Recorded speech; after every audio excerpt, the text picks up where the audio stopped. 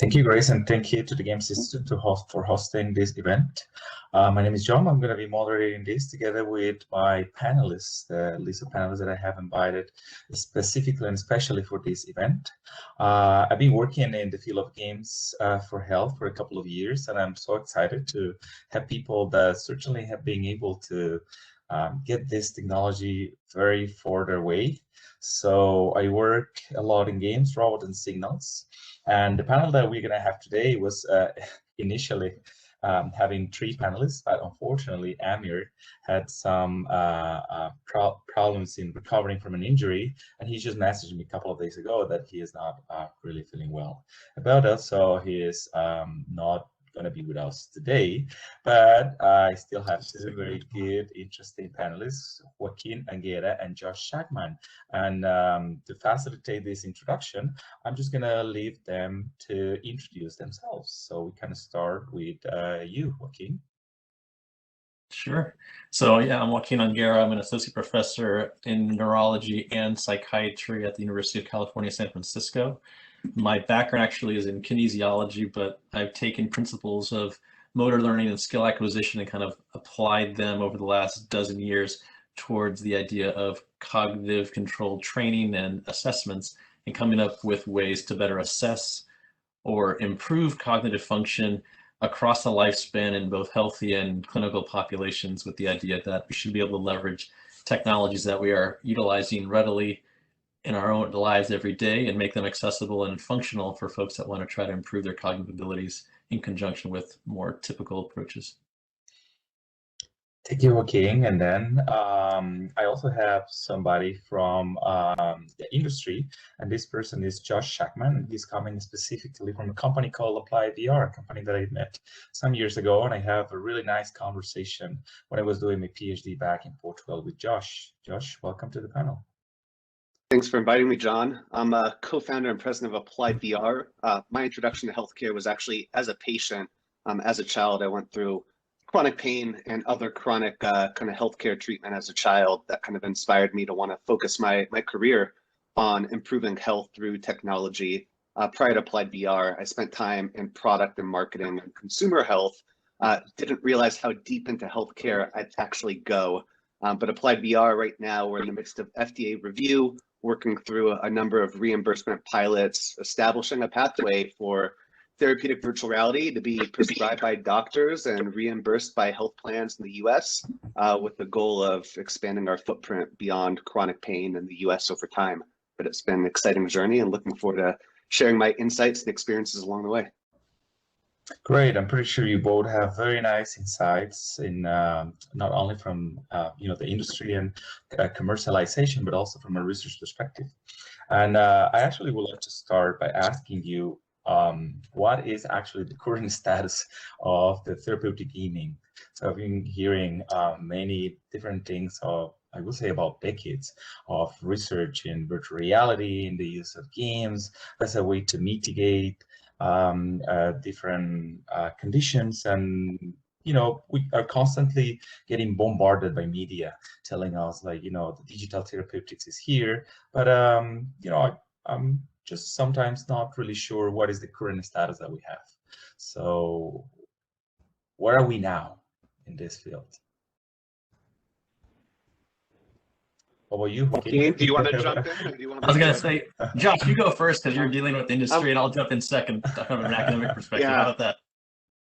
Sounds great. And I think Neuroscape is probably one of the best examples of, I think we're at this crucial inflection point where there's a number of factors that have kind of gated therapeutic gaming cross medium. So we're focused on virtual reality, but I think this is true across others, that there's been so much validation and great development work to really prime where we're at today. We're talking about decades of development and validation evidence.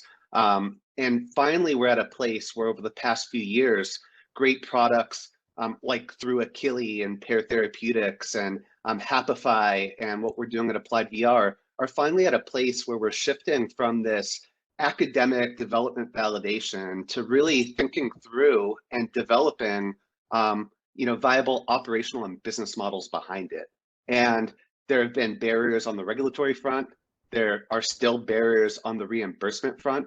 There still is a lack of market awareness and adoption from a healthcare professional perspective, understanding where this fits into the paradigm of care. However, we're making so much progress as we're seeing activities in the market with SPACs and IPOs around companies in this digital therapeutic space. And it's really great to see. And it feels like with telehealth, this is happening all of a sudden. All of a sudden, there's this boom of the Livongos and Amwells and other companies are really gaining prominence in the market. But it's really because of the great work of people like Joaquin and people who have been working for decades to really prime it. We're at a societal and kind of structural place where you can start to, more people can get exposed to this and get access to these types of therapeutic interventions as we stand today.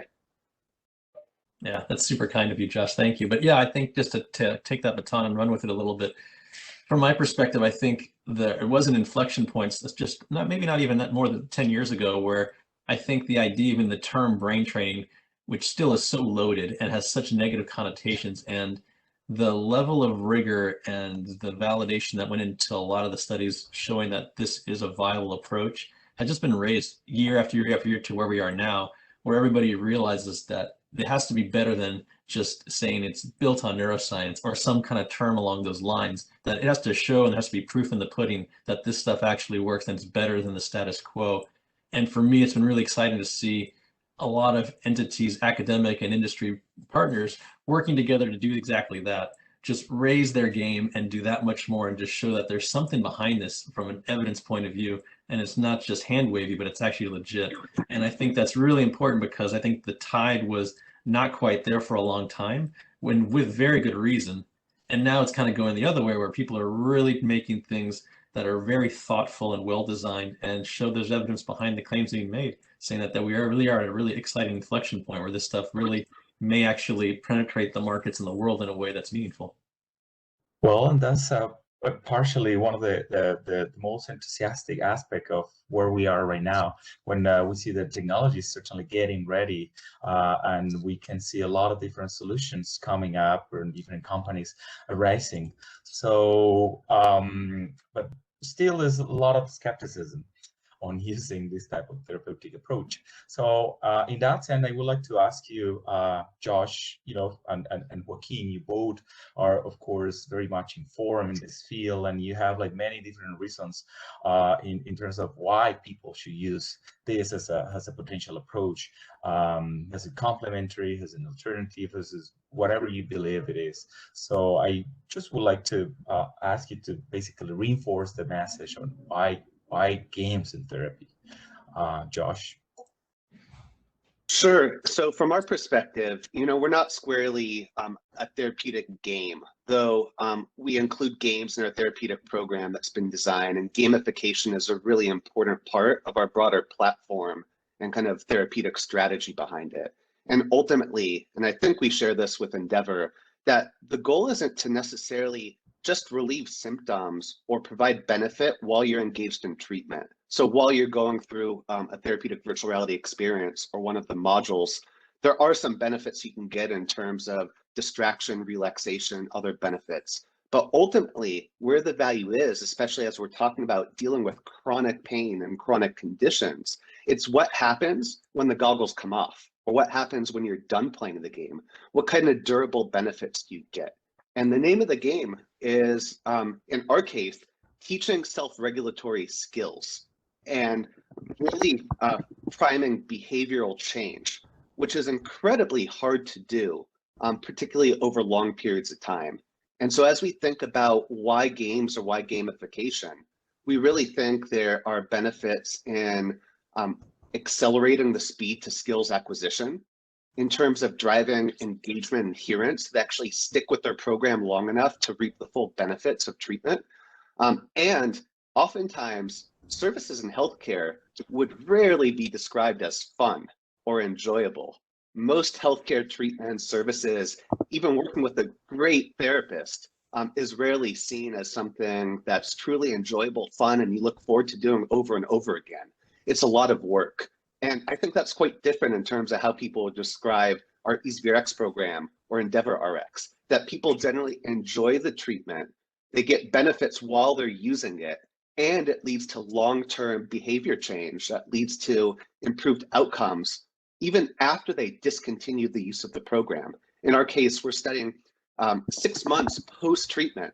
After completing a 2-month program, they're maintaining the clinically meaningful threshold for pain relief, which is 30% or greater change from baseline, 6 months after they return the device. And so they really are continuing to practice and use the skills learned through this gamified experience.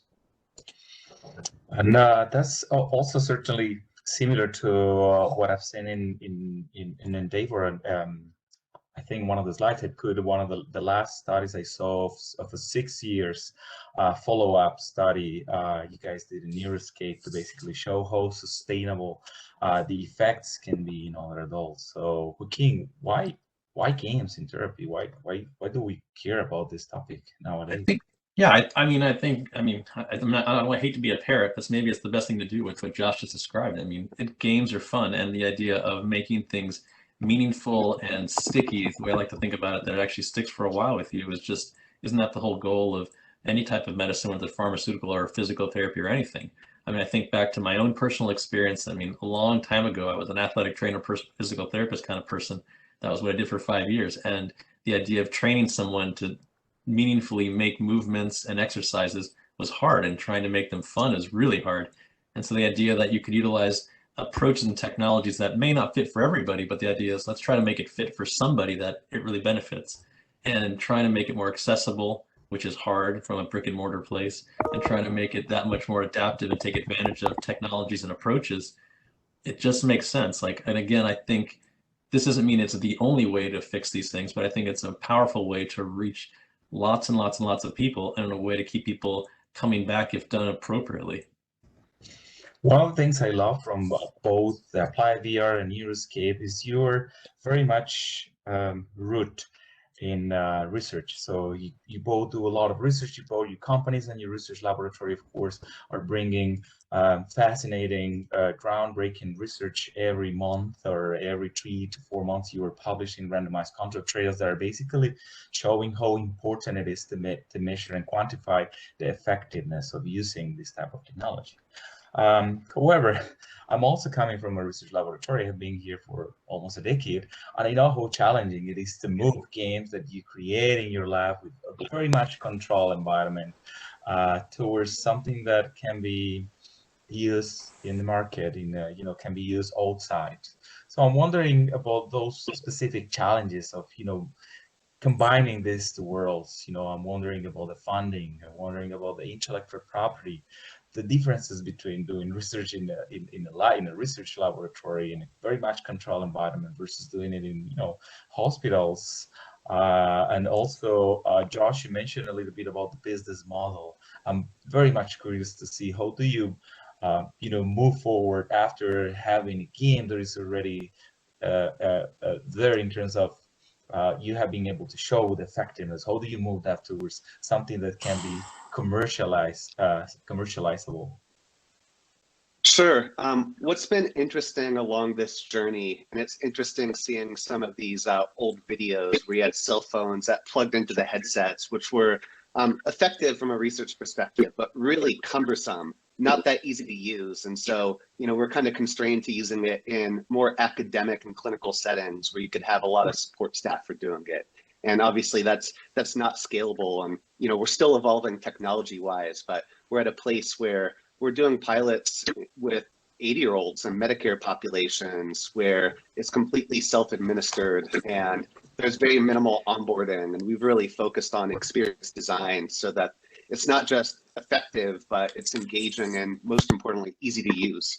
And so as we've gone through this evolution, the evidence generation and research doesn't stop. It just matures over time. In the beginning stage, you have to address, on the lower level of need, just will patients use it, or will people use it? Do they find it enjoyable? Are there signals that this is beneficial?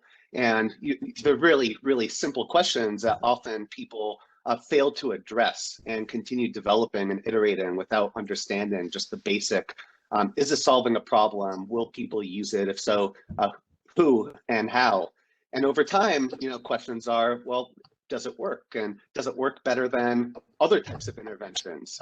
And as we've continued down our clinical trial path, and now we've done double-blind, placebo-controlled trials against the VR sham that accounts for the ritual of putting on a VR headset with pretty innocuous content, but it still had to be engaging enough to complete a 2-month-long program.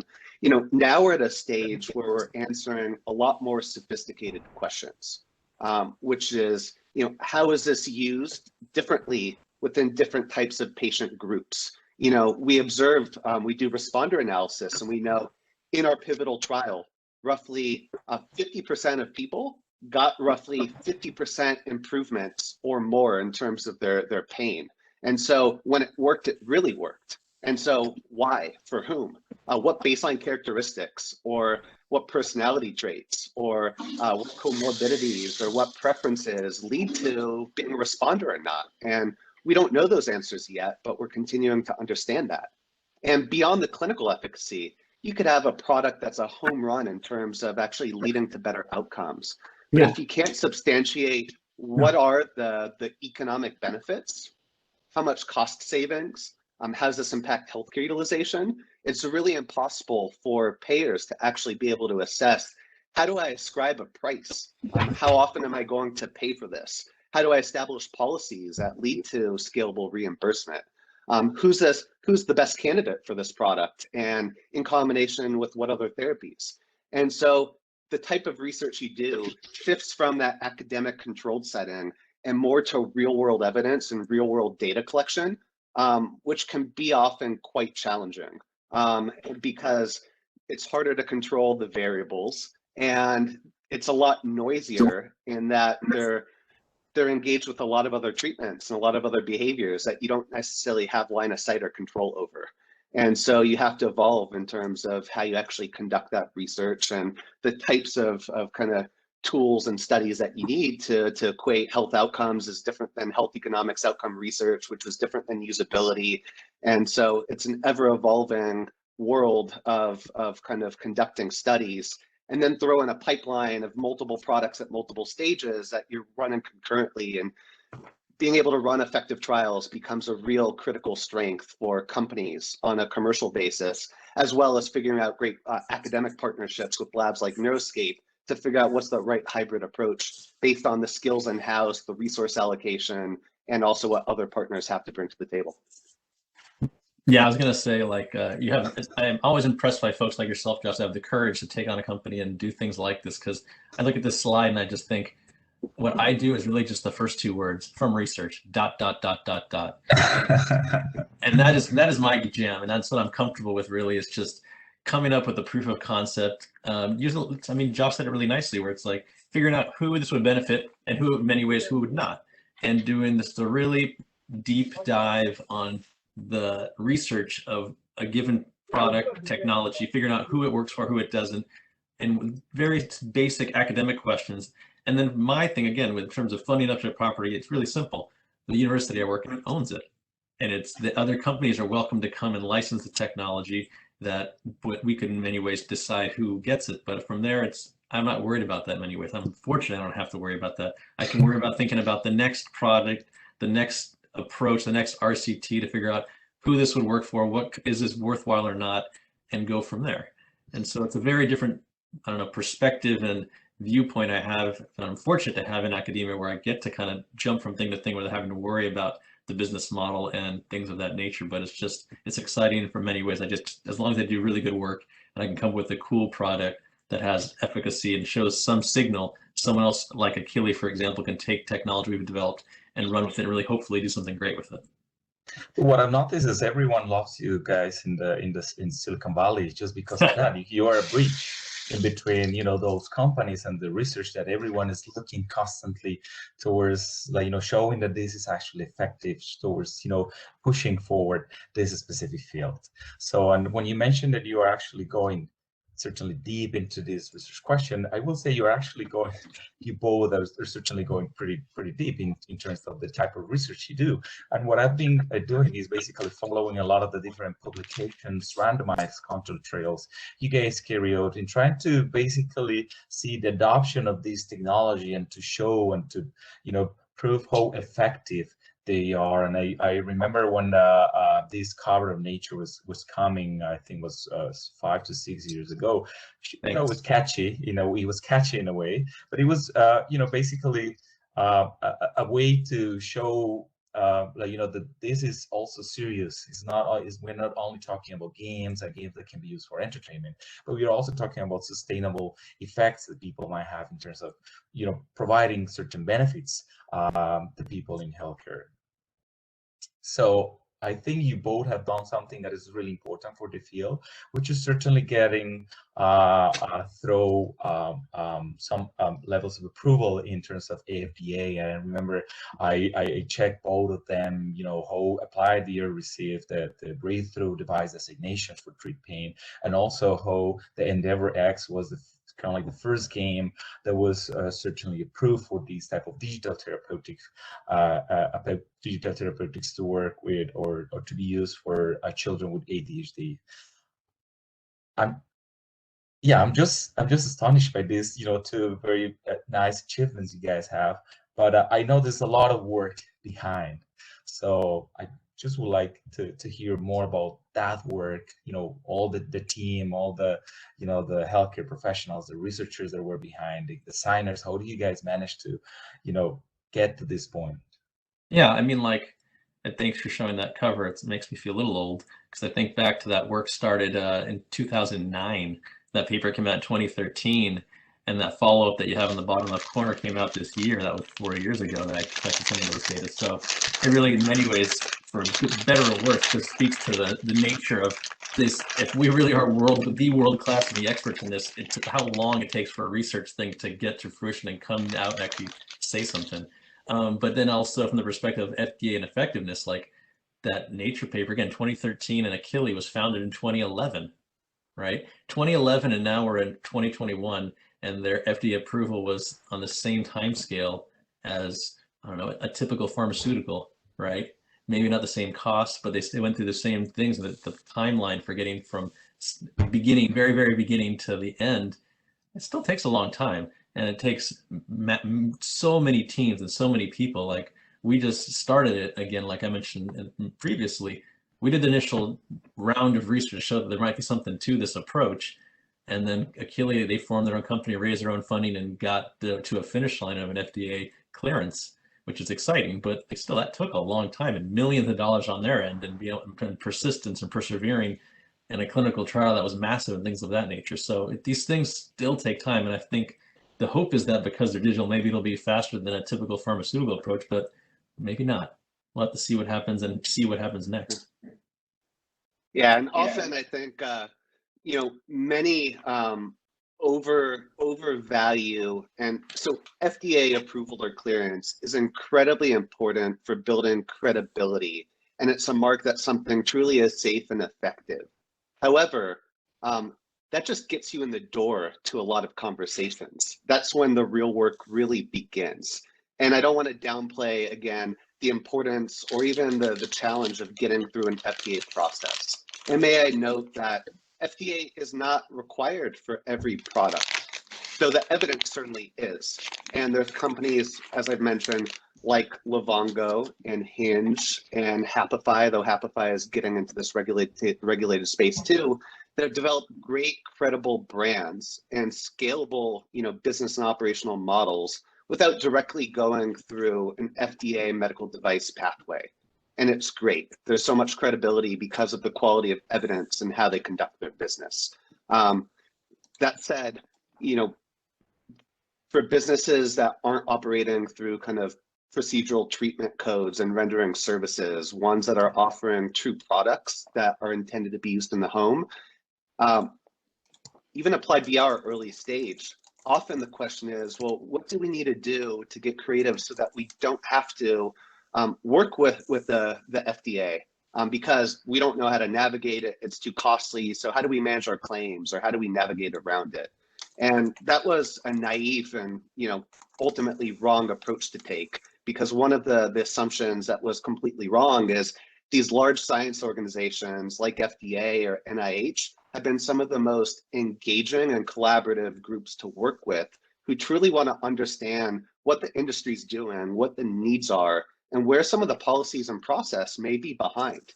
And so all these task forces for the XR and AI and digital health within the FDA truly is a plea for FDA to say, come to us.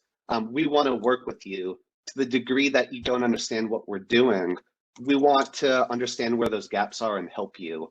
And so my encouragement is to really lean into things that could be scary, like regulation, or even the grant world, because there is a lot of administrative burden, overhead, and really lean in to communicate your needs and work collaboratively with these agencies, because it ends up benefiting the whole industry, and selfishly it helps advance and open doors that you may not otherwise have. And that's fascinating to hear, because I think we're always, when you're designing this type of games and you think on FDA approval, the first thing that came to your mind is a lot of paperwork, is a lot of money you have to throw on it, and a lot of probably bureaucracy and institutions that probably are not there for helping you out, but mostly for impeding that you can cross the frontier. So I'm glad to hear just what you are mentioning.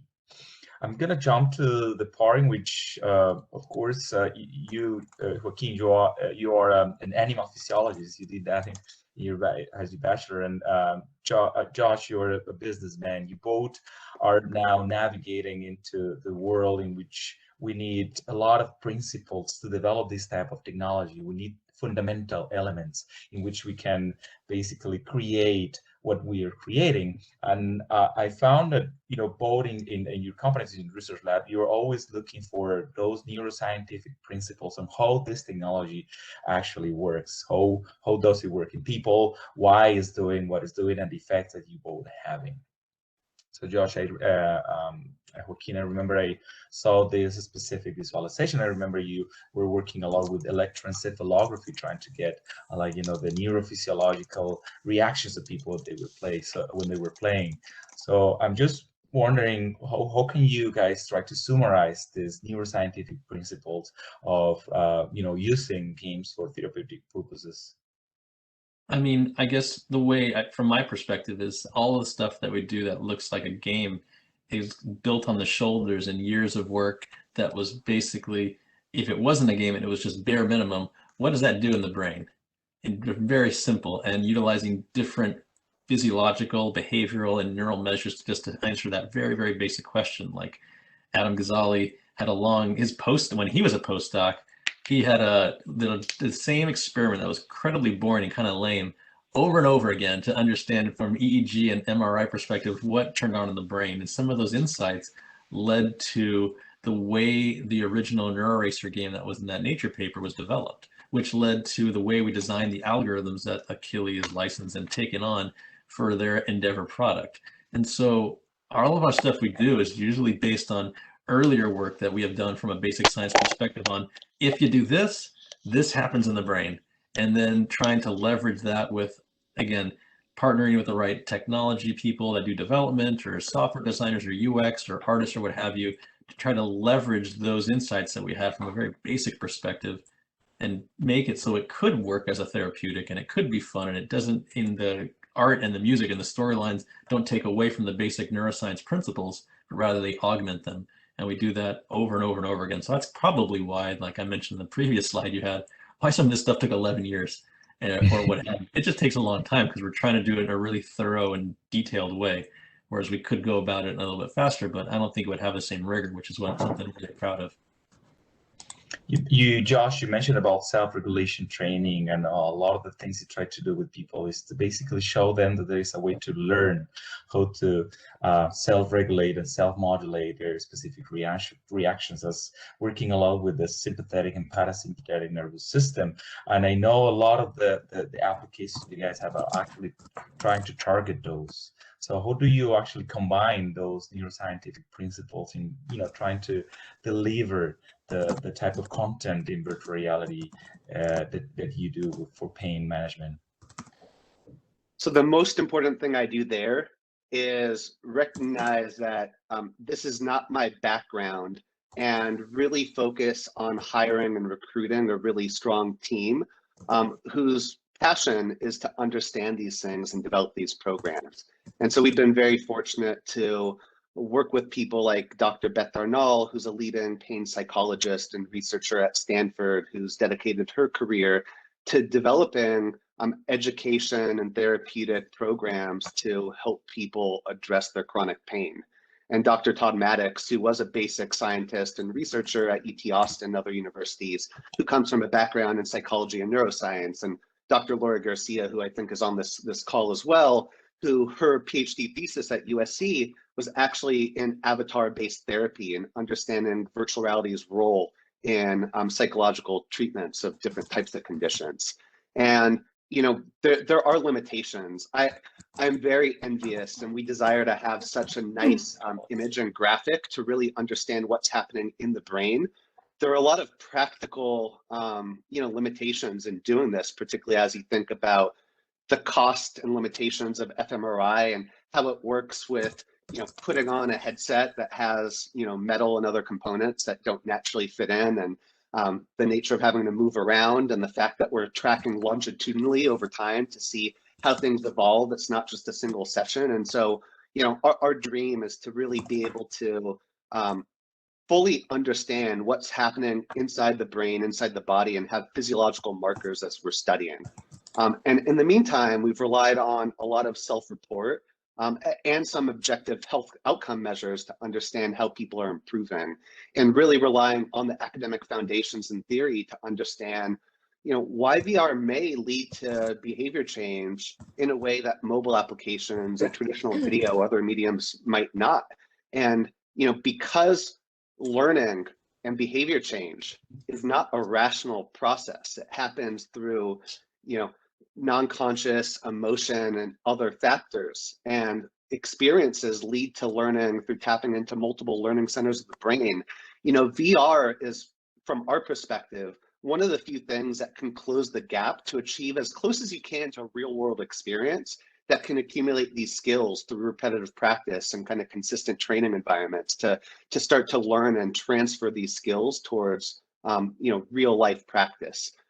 That said, we want to go deeper and deeper and really being able to measure and demonstrate that. And so this is something that's on our roadmap.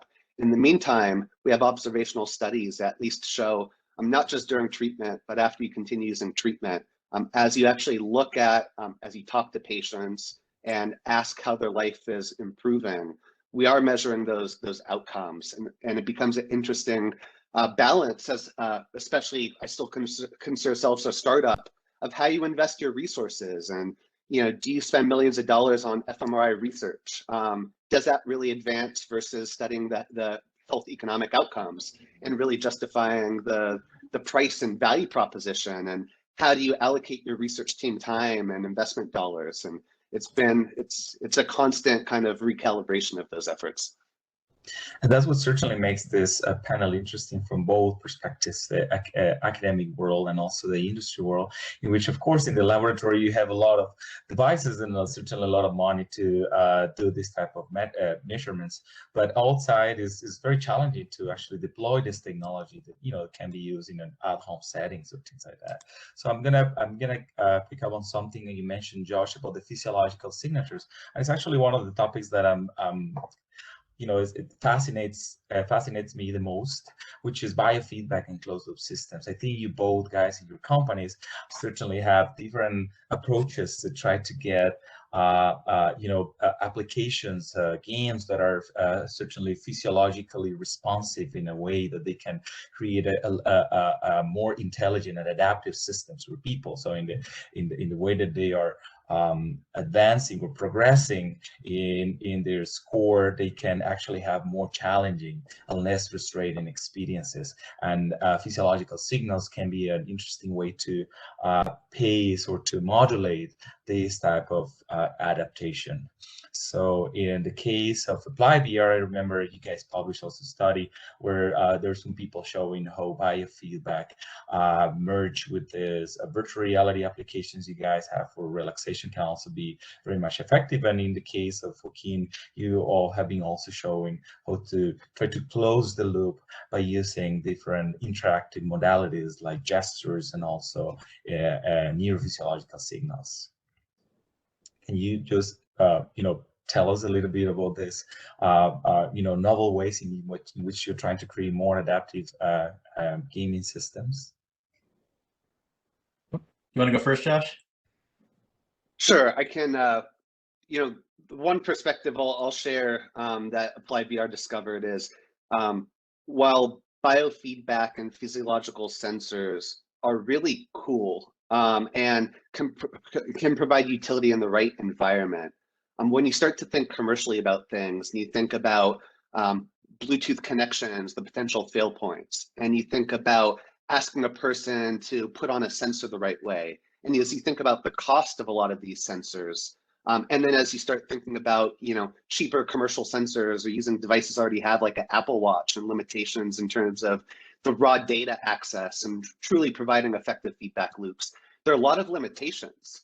And so we had to get really creative in terms of how we approached it. We realized, well, what is the role of biofeedback in our case? It's to provide real-time feedback that could lead to coaching, adjustments in performance, and provide some visual representation to take something abstract, like in this case, breath, but easily could be heart rate or any other input, and bring it to life to make it a little more easy to understand and approachable for people. And so in our case, we ended up crafting something that from a biofeedback practitioner or academic perspective is quite crude, which is we use the microphone as an input, and as a person exhales, we capture that exhalation and visualize it in the virtual environment so they can see the breath particles that are actually responsive to their actual breathing rate. And we're able to provide feedback, and based on the respiratory rate, we're able to provide feedback to slow down and coaching on how to control the diaphragm and breathe the right way. But we're not using the respiratory band, so we're not accurately measuring, if they're breathing from the diaphragm. We're only capturing exhalation, so we have to infer the inhalation.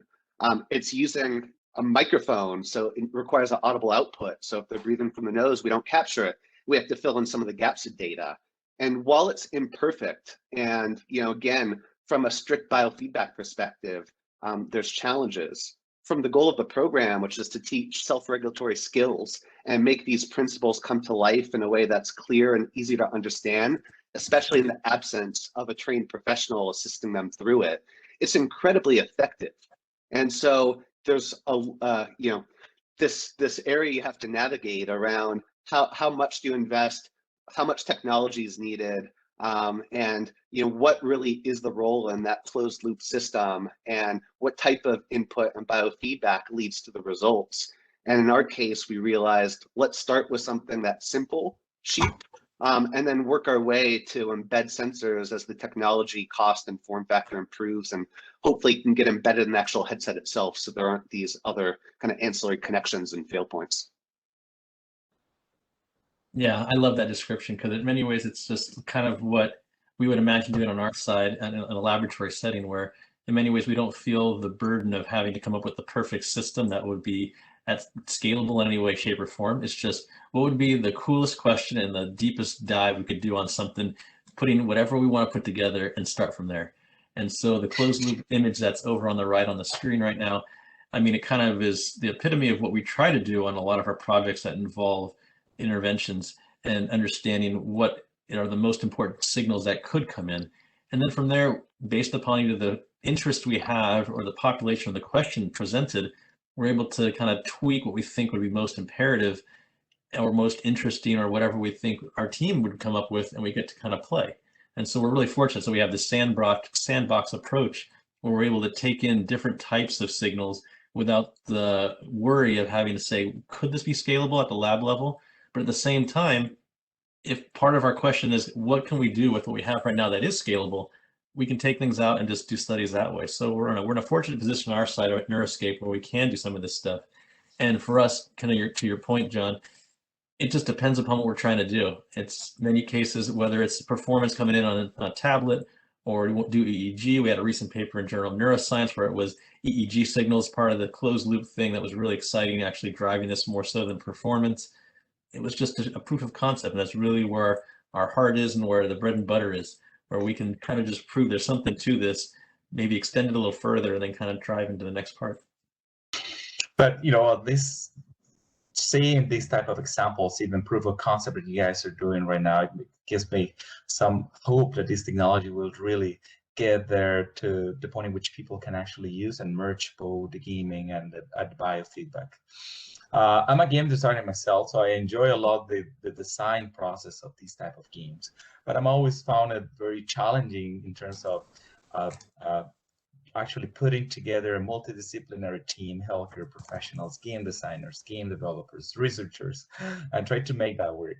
So in your case, of course, in Applied VR, you probably have your own development team. Probably for you, Joaquin, at the lab, you guys are creating spin-offs out of, and allowing them to actually carry out this process.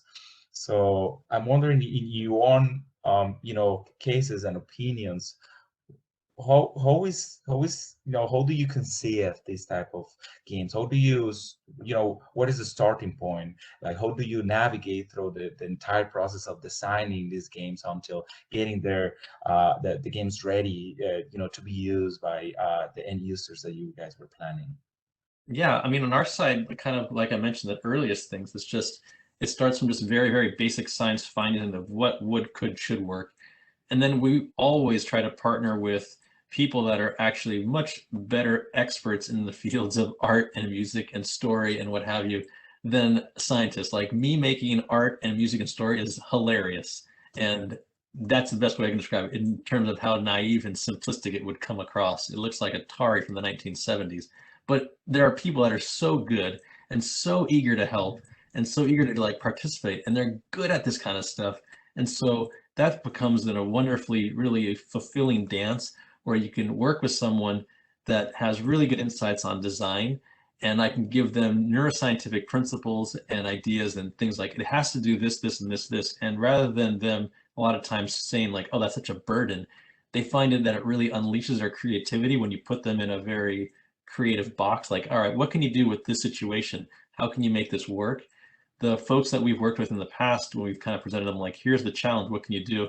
It just opens up this really wonderful creativity. And for us, it really just kind of speaks to the idea that being able to speak a language with different experts in different fields that has a common goal has just allowed these things to flourish and become better. And that's something that we do at Neuroscape with our stuff that has nothing to do with any industry partners. But we always try to bring in people that are just really good and eager to help us out with this stuff. And fortunately, in the Bay Area, there's a lot of those people that are eager to help and are just really good at doing this kind of stuff in the first place. And from our standpoint, we follow a very similar process. It starts with a lot of research to establish a clinical foundation for why something should work. We have really good prototyping and R&D teams that can take it and actually put it into something that could be tested, so we can actually validate those hypotheses.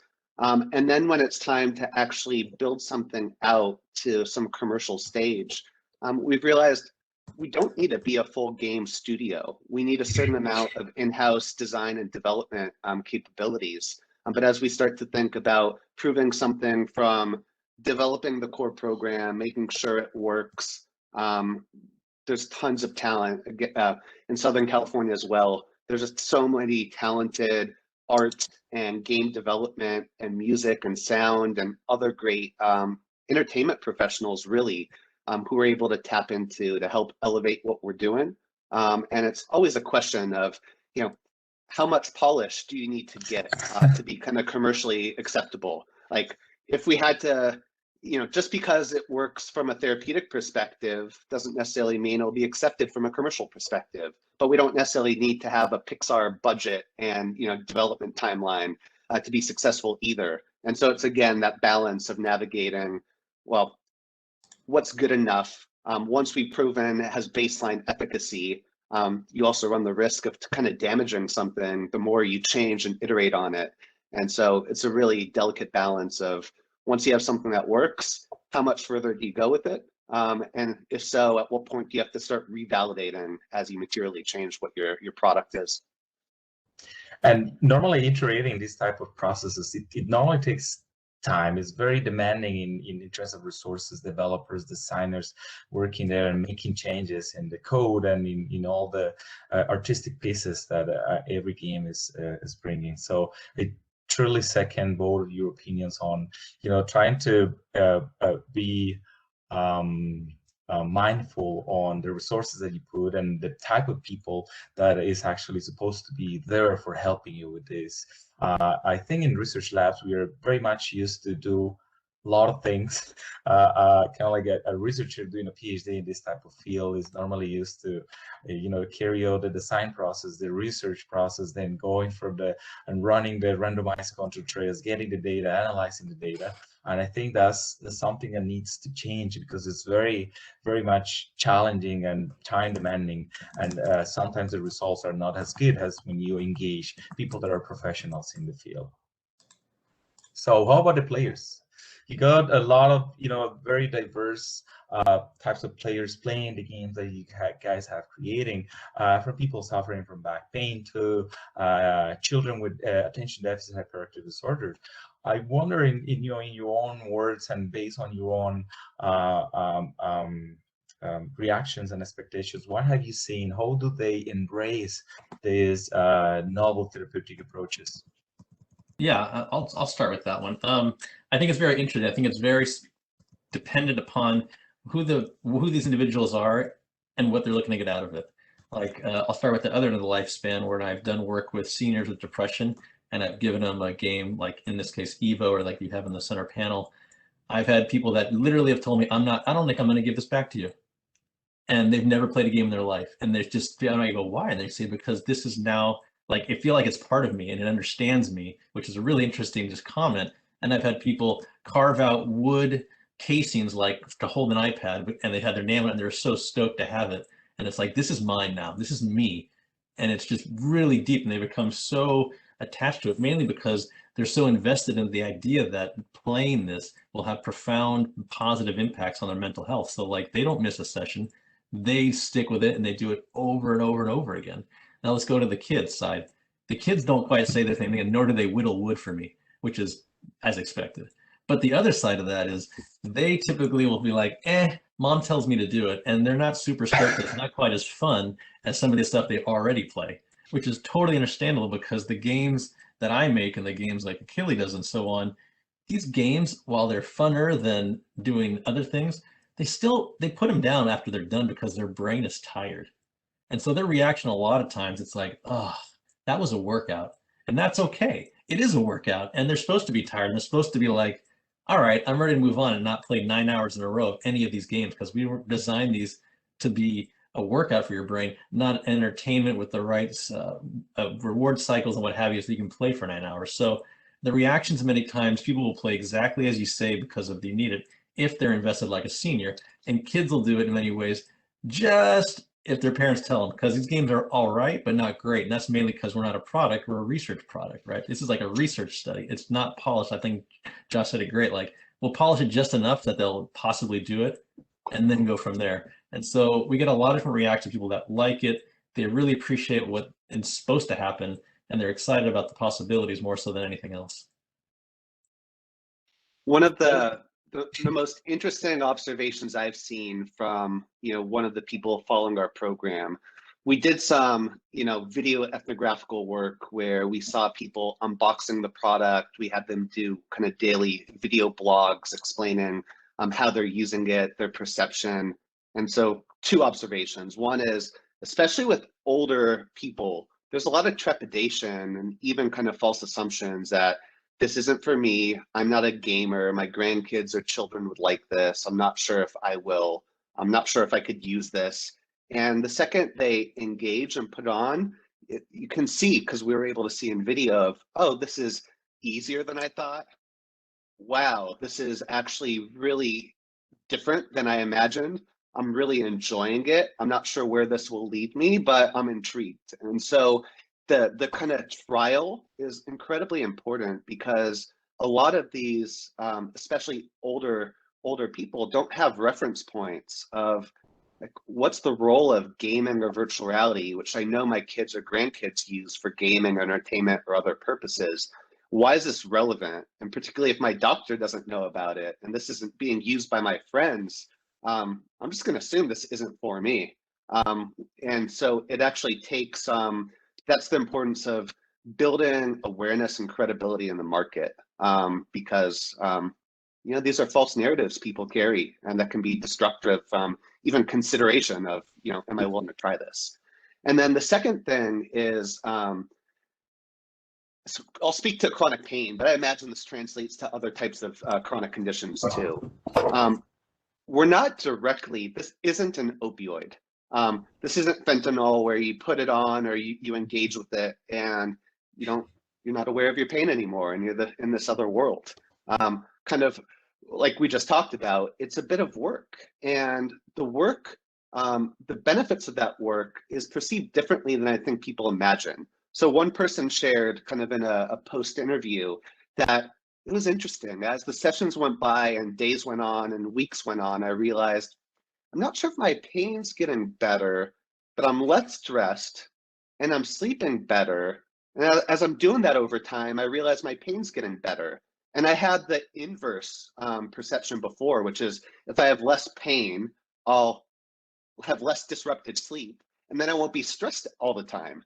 And they didn't realize that it's actually the opposite. As you learn these skills and put these things into practice, often the pain or what they're focused on is a lagging indicator. And so shifting the expectations up front to what to expect as you progress through the program, I think is really important, which again gets into market expectations, awareness, HCP education, and other things. And so it's been really interesting seeing those types of observations. Nice, and this is actually dealing directly with the end users, the ones that are going to be playing and enjoying the training sessions with your games. But normally before that, you need to engage also the healthcare professionals. And then my following question is related to, you know, how do you see psychologists, exercise professional, physical therapists? I mean, Joaquin, you mentioned yourself, you were doing a lot of physical therapy before actually joining the research lab. So how do you see this susceptibility on them? Because if they certainly don't see the potential of this technology, low, you know, the chances are lower than, you know, the end users are going to actually adopt this technology. Yeah, I mean, I think actually, again, I'll say it again. Josh said it really nicely earlier in terms of this is partly education, partly showing that these healthcare professionals have to see a value to it that many times relates to economics. Like there has to be a thing that makes their life easier as professionals in terms of dispensing treatment, and it has to make sense from a dollar's perspective as well. And everybody has to get a little bit of education to understand why is this useful. It might be the greatest tool in the world, but what if it costs twice as much as what they're doing all right and they don't get it right? So it's just, this has to be an educational based approach that everybody understands what the utility is, and there has to be actual utility, and it makes their lives in practice better for using it. And so I think people will be open to new approaches if they show evidence behind it and it actually does something that people would look for and gives other opportunities. So I look at things like the way people are approaching telemedicine, telehealth, and how these things can reach populations outside of brick and mortar shops. That's valuable and people understand that. But then a place where someone has to choose between standard treatment versus something else, there has to be a reason to choose it. And a lot of times it comes down to dollars and cents. And that's okay. We want to make sure that these things are useful and make sense to utilize, and then healthcare professionals will start to glom onto it if they believe the evidence behind them and that it actually has a practical function in their practice. Yeah. And the only layer on top of that, because I think that was incredibly well said, is this disruptive to my practice? You know, technologies that can improve efficiencies and workflow are really easy to sell, but at a minimum, it can't add to the complexity of the doctor or their staff and how they see their patients. And there is an aspect of, you know, is this going to cannibalize my practice? If you know, patients are being prescribed this digital intervention, is this a replacement or is it adjunctive? If so, adjunctive with what?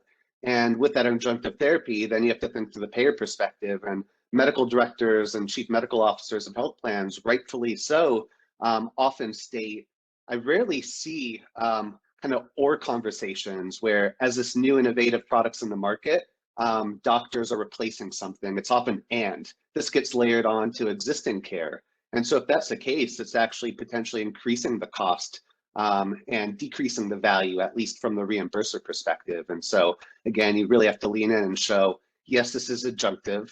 This plays nicely with cognitive behavioral therapy or physical therapy or injections or whatever else, and then show the efficiencies. Does that, enhance the relationship with the provider? Does it improve the outcomes? Does it decrease the cost? And again, the questions are simple but complicated to answer because it's noisy. Healthcare, you only control so many of the variables once you leave that academic lab. And so you have to be really thoughtful and understand often the stakeholders. In healthcare, they talk about the 3 Ps, the patients, the providers, and the payers. And then the 4th P that's really surfacing is the policymakers, and there's a big role of policy. And each of those stakeholders has discrete and often misaligned interests. And so if you can address 2 or 3 of the Ps, you really have a viable product. And if you only have one, or you haven't articulated even any of them really clearly, you have a lot of work to do ahead of you. I'm going to use that statement, leave the lab, to actually go through my following question, which is, I finished my PhD a couple of years ago, and I've been in research environments, and I've noticed there's a lot of people, researchers, actually looking at how this industry is evolving, how the different companies are getting, the funding, and how they are accommodating more and more personnel. And I've seen in both of you, not only the research laboratory, University of California, San Francisco, Joaquin, but also in applied VR in Los Angeles. You guys are constantly hiring, constantly looking for, designers, developers, psychologists, researchers that can join your team. So I'm just curious to see, to explore which type of skills are you actually looking at in the professionals nowadays. How is the hiring process? How are the salaries? And where people can find opportunities to join this effort in transforming the digital therapeutic landscape. I mean, I'll tell you from my side, which is not probably what people don't want to hear. It's postdocs don't pay great.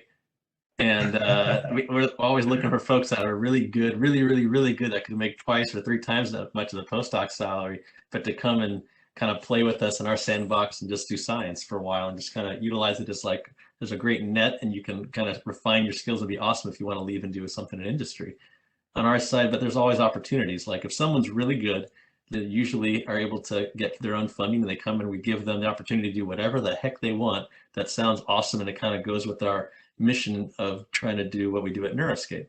And so that's kind of a wonderful blessing and a curse, because people are uber talented and can get jobs that pay 3 times as much. And that's just the nature of the beast, but that's okay. Like for us, we're utilizing these things to ask academic questions and build skill sets and do something that's going to be greater and for the greater good and go from there. Yeah, and from the kind of industry commercial perspective, what's beautiful about applied VR and companies like ours, we have former university professors, researchers, medical doctors, game developers, people from consumer product goods and completely other fields. And if we didn't have that diversity, we wouldn't be able to do what we've done. And so I think, misconception is like, you need an MBA, you need all this professional experience. And oftentimes that diverse experience, or even the different set of eyes are coming straight from, a doctor with actual clinical practice or a researcher who hasn't worked at a company, is you bring a different perspective. But the skills of, we want people who don't shy away, but are excited by solving complex problems, highly adaptable, really strong communication and collaboration skills, determination, focus, motivation, alignment with our mission. All those transcend whatever's on your CV.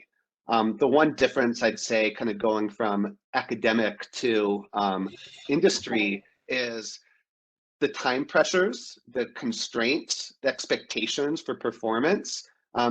You don't get the flexibility and liberty to kind of work over a semester or two or over your thesis and kind of set your own scope, set your own timeline. There's a lot more stringent considerations in terms of budget, deliverables, documentation, reporting hierarchies, meeting structures, and things that aren't right for everybody making that transition. And we've seen people who have done it well and people who haven't. That said, there are some more R&D type jobs that maybe fit a little more of the academic model. And so as you're looking, innovations teams and R&D teams may have a little more latitude and kind of semblance of what you see in an academic lab.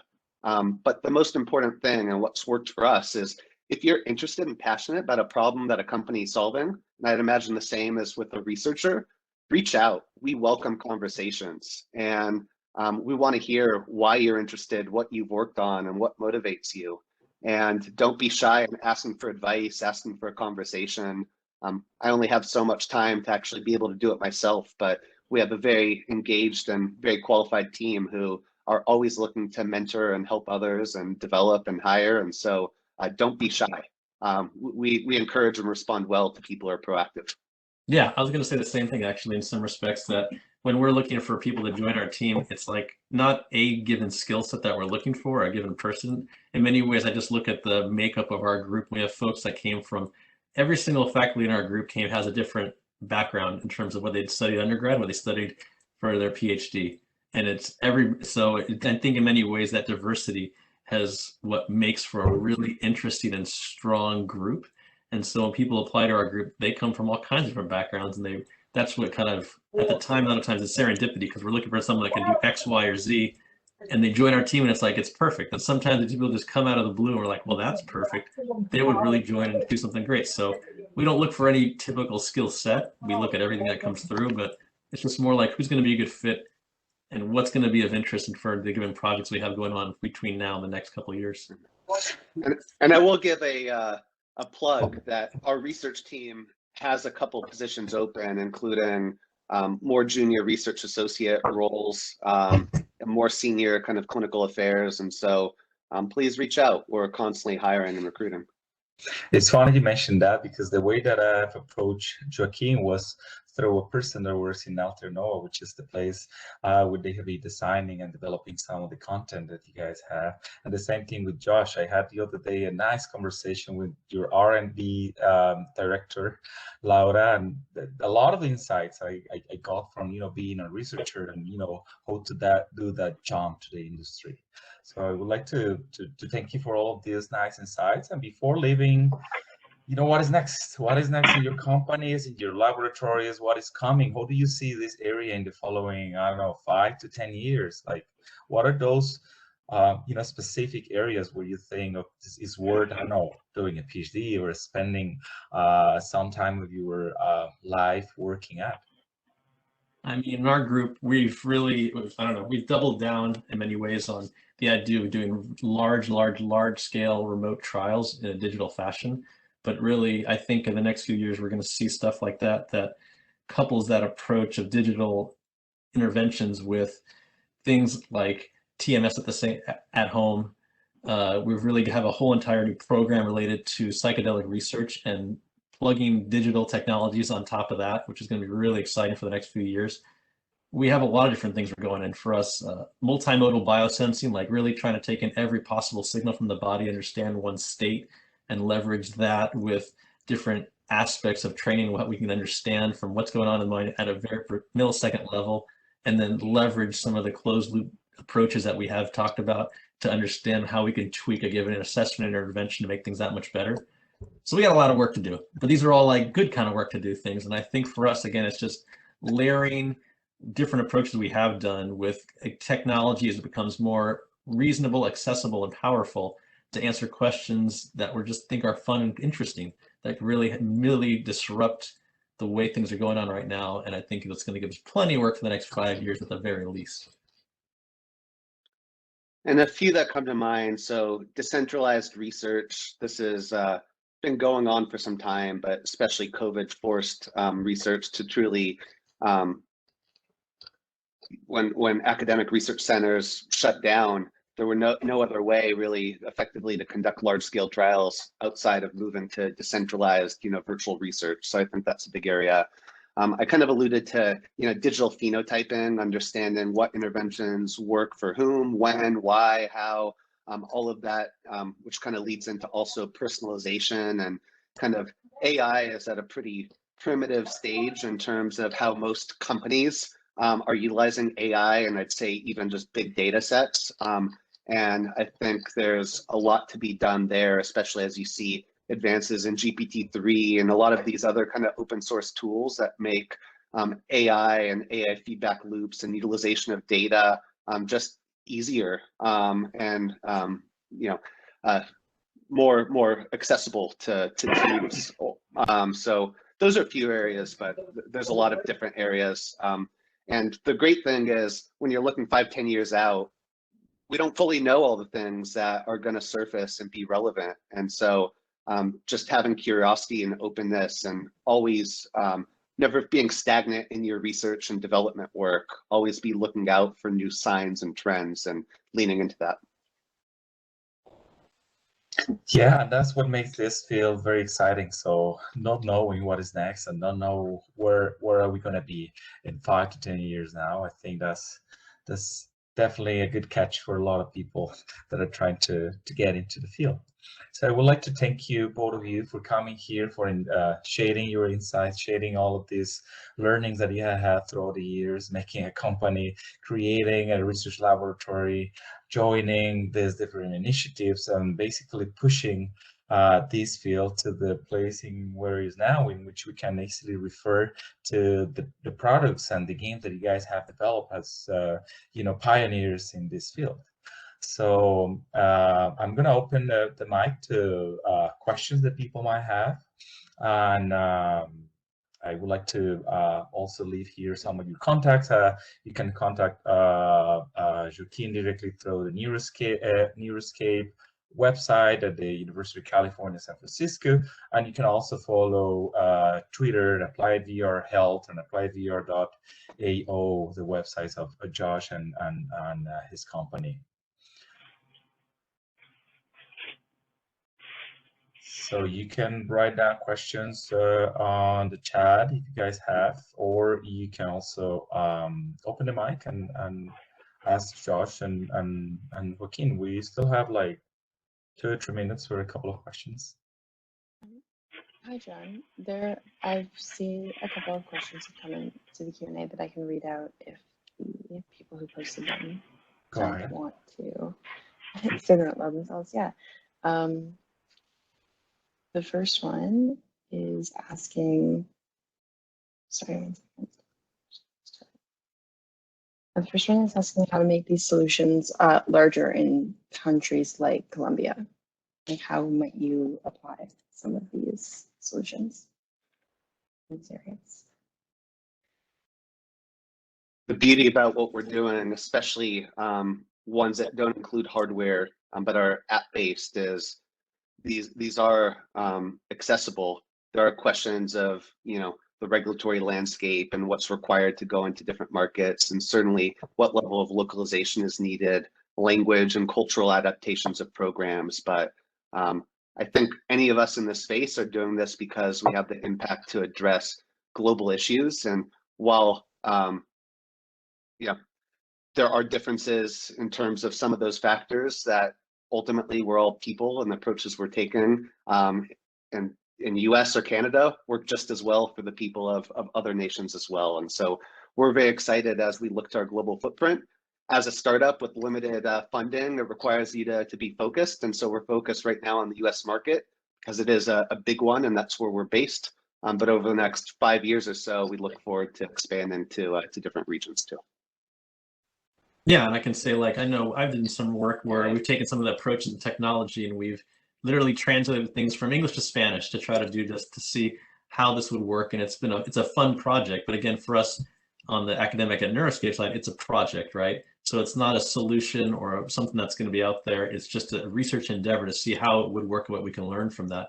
But it's exciting because those things are funded by the NIH, and people are willing to give grants to learn more about the feasibility, the practicality, and how it could work. And so there's plenty of ways that this can at least start from my perspective in terms of being an academic effort and actually growing and doing something that could be in another country. And so those opportunities exist, just a matter of having time and bandwidth and putting some resources together to make it happen.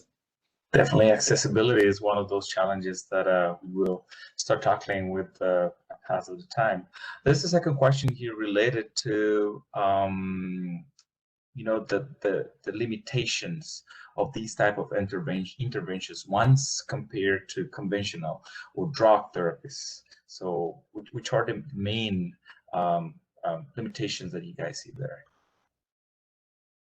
If you could take a pill or go to the gym to lose weight, I think most people would opt in to take the pill. It's just easier, even if it has higher side effect profiles, which is where, again, I think the benefit of this is if you actually make it fun, engaging, it's understood before you engage in a program what to expect and what the benefits are, and make it clear that the benefits are lasting behavioral change versus something that only works when you're taking a pill.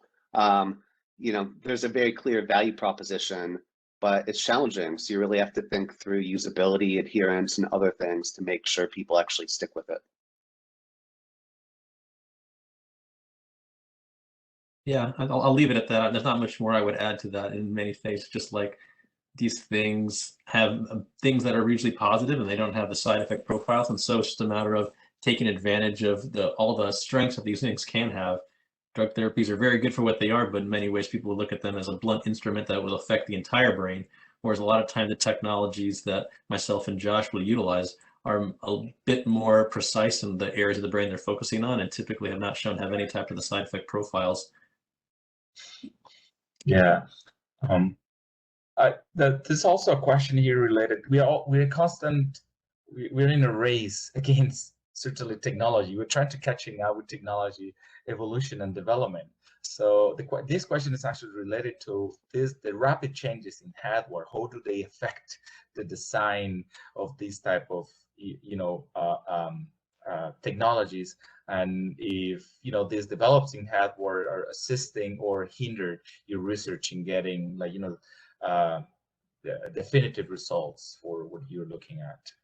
It's always assisted. I can't think of a single instance where the technology getting better has hindered any of the type of research and projects I've ever tried to take on. It just hasn't happened once. I mean, maybe I got frustrated that there was an update and I was like, oh my God, my code doesn't work anymore, but that's about it. In general, it's always helped me and made me think, oh, now I can do this and I can do something bigger and better than I originally thought. And that's basically been the crux of it for the last 12, 15 years in my case. Well said. And as you enter a regulated space like us, there is a number of hardware tests and other things that need to be done, and regulatory reviews or approvals. So it certainly slows down our ability to kind of shift to new platforms. However, it's well worth it, especially as you're thinking about quality and medical treatments. It's well worth the investment and spending an extra 6 or 12 or 18 months. While that does slow us down more than if we're a consumer health company, the benefits outweigh the costs of having to go through that. Well, with these very encouraging words from Joaquin and Josh, I will thank you all for being here, coming and sharing all your thoughts, and thank you for the attendees to also stay with us. We have recorded this session, so we will make it available through the Games Institute YouTube channel. And you have some of the contacts here for Joaquin and Josh in case you have further questions. So thank you both for coming to the panel, and I hope you have enjoyed this time with us. Thank you. Thanks so much. That was great.